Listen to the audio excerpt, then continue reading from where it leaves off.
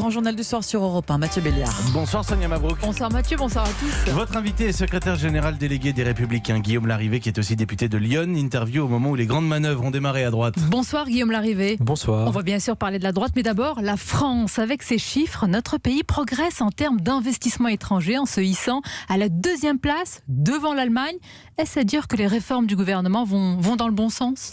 En tout cas, c'est une bonne nouvelle pour la France. Bien sûr, je m'en réjouis. Je vais même dire bravo aux entreprises françaises qui ont obtenu ces bons résultats. En même temps, si j'ose dire, je constate qu'il y a aussi un certain nombre de clignotants orange qui sont allumés. Aujourd'hui même, j'ai noté que la directrice générale du Fonds monétaire international, Christine Lagarde, alertait le gouvernement français contre la dégradation de l'endettement public et demandait au gouvernement français de faire des efforts de rationalisation, de réduction des dépenses publiques. Je crois que c'est très important si on veut dans la durée faire vraiment baisser le chômage et obtenir de vrais résultats économiques. Il faut que le gouvernement fasse son boulot de rationalisation des dépenses publiques. Le président français s'est félicité sur les réseaux sociaux, affirmant qu'il s'agissait là de l'esprit Choose France, choisissez la France. Est-ce qu'il y a une confiance retrouvée aujourd'hui qui fait voir notre pays sous d'un autre œil, d'un bon œil, malgré les récents soubresauts sociaux ?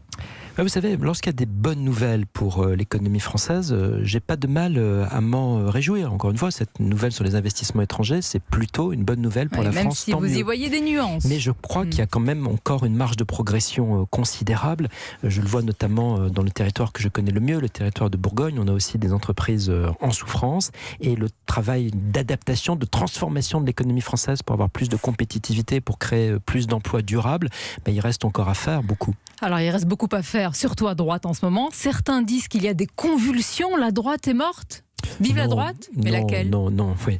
Moi, je pense profondément qu'au lendemain d'une défaite électorale, il faut garder la tête froide. Vous n'allez pas me dire l'inverse en même temps. Oui, mais je le pense profondément. Vous savez, je pense qu'il ne faut pas se comporter comme un canard sans tête, courant dans tous les sens, ou comme des petits oiseaux dans une volière. Non, c'est pas ça. Il faut garder la tête froide. Là, vous parlez de qui ? Vous parlez de vos camarades ? Non, je ne veux pas du tout personnaliser, mais je pense qu'on a besoin de beaucoup de sérénité. Alors, sérénité, ça ne consiste pas à dire, Sonia Mabrouk, tout va très bien, Madame la Marquise. Non, mais ça veut dire que le parti en manque, que certains en manquent en ce moment dans cette période difficile. Non, ça veut dire qu'il faut que des voix s'expriment. C'est ce qu'avec d'autres j'essaie de faire pour apporter de la sérénité. On est dans une phase aujourd'hui de transition qui doit être une phase de reconstruction. Qu'est-ce que ça veut dire ? Ça veut dire qu'il faut éviter l'explosion. Ça veut dire qu'il faut éviter aussi la congélation. Tout ça, c'est des mots, vous allez me dire, mais de manière concrète, ça veut dire qu'il faut qu'on affirme une ligne politique qui, pour moi, est assez simple à définir. C'est la ligne de la réconciliation nationale. Mais ça veut dire quoi, la réconciliation ? Où est passée ? Où est la droite ? J'allais vous dire, où est la droite sociale, gaulliste, celle que vous avez oubliée, la droite française.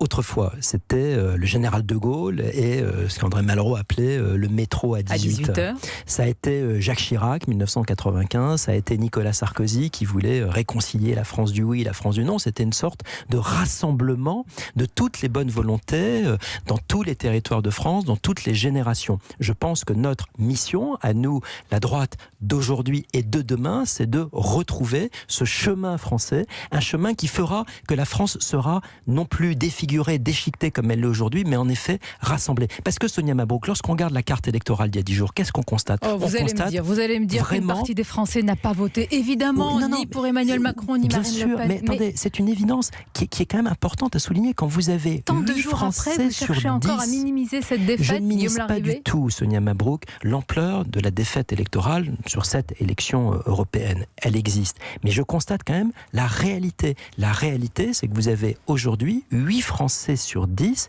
qui ne se reconnaissent pas dans le duel Macron-Le Pen. Et moi, ce que je crois nécessaire, absolument nécessaire et possible, c'est que dans les mois et les années qui viennent, nous, la droite et le centre-droit, on parle de tous ces Français. Oui, vous allez nous dire comment, la question.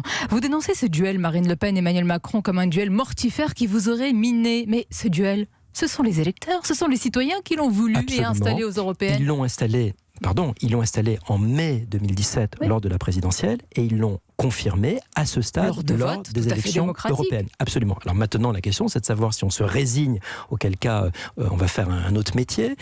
Au contraire, lorsqu'on croit dans l'avenir de la France, lorsqu'on est patriote et qu'on aime la France, on considère qu'il est absolument vital de continuer à s'engager sur la vie publique. Depuis quelques jours, on pose la question à tous les micros, et si la droite et si les Républicains meurent ? Et alors, Ben qu'est-ce moi, qui je va pense vraiment pas du changer, tout. Guillaume Larrivé? Ailleurs en Europe, des partis se sont transformés, ont vécu, ont disparu. Vous avez naturellement raison, mais ma conviction, c'est que non seulement nous ne sommes pas morts, la preuve, je suis en train, comme d'autres, de vous parler, mais ma conviction, c'est que nous avons aussi un avenir. Pourquoi? Parce que l'avenir, ça peut pas Avec être qui? le lepénisme. L'avenir, c'est pas nécessairement non plus le macronisme. L'avenir, c'est pas le reniement de ce que nous sommes. L'avenir, c'est pas le ralliement aux plus offrants. Il y a des tentatives de démarchage, de marchandage, ça n'a strictement aucun sens. L'avenir, c'est l'affirmation de ce que nous sommes et le rassemblement. Et il y a plein de démarches en ce moment qui convergent. Le rassemblement, il se fera à la fois par les idées, des idées claires, nous les avons largement, et ça se fera aussi par le terrain, par les territoires. Il y a quelques années, avant d'être député, vous avez été dans les cabinets ministériels avec Nicolas Sarkozy à Beauvau, Brice Hortefeux notamment au ministère de l'Immigration sur certains sujets sécuritaires, identitaires. Guillaume Larrivé, certains disent qu'il n'y a pas de différence entre vous et le Rassemblement national.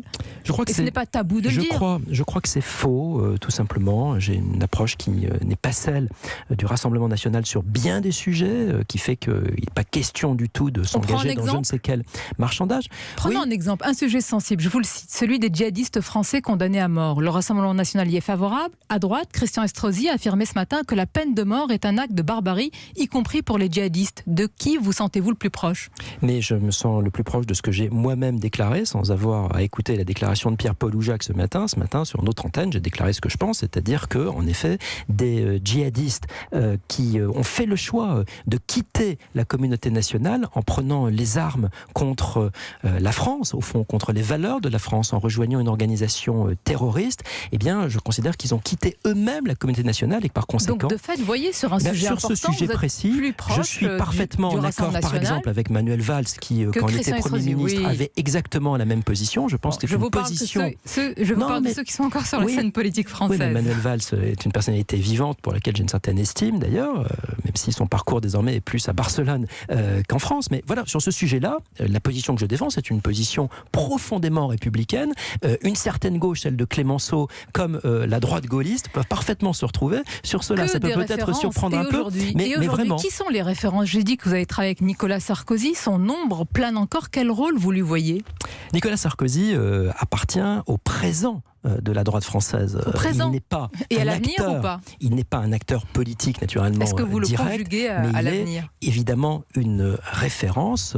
Il est le dernier à avoir réussi l'élection à la présidence de la République, et le quinquennat qui était le sien a été un quinquennat très, très positif pour la France. Maintenant, c'est aussi à nous, en 2019, de trouver les voies de notre organisation. Quand vous dites à nous, c'est-à-dire une nouvelle génération. Je cite Guillaume Pelletier, Geoffroy Didier. Et vous en fait, on dit que votre génération est pressée, très pressée de reconstruire. Non, je ne veux pas du tout vraiment me placer dans un schéma générationnel, parce que vous savez, si la seule qualité qu'on a, c'est l'état civil, la lecture de bons livres, et puis tout simplement la vie, nous démontre que l'état civil, c'est quelque chose de finalement assez transitoire. Donc on ne construit pas un projet politique uniquement sur une date de naissance. Je pense qu'on doit construire ça sur un vrai projet, avec des idées, avec une alliance de génération et de territoire. Justement, une génération, il y en a un qui est en train de mener, si je puis dire, le bal, Gérard Larcher, président du Sénat. Qu'est-ce qu'il représente aujourd'hui à droite? L'avenir?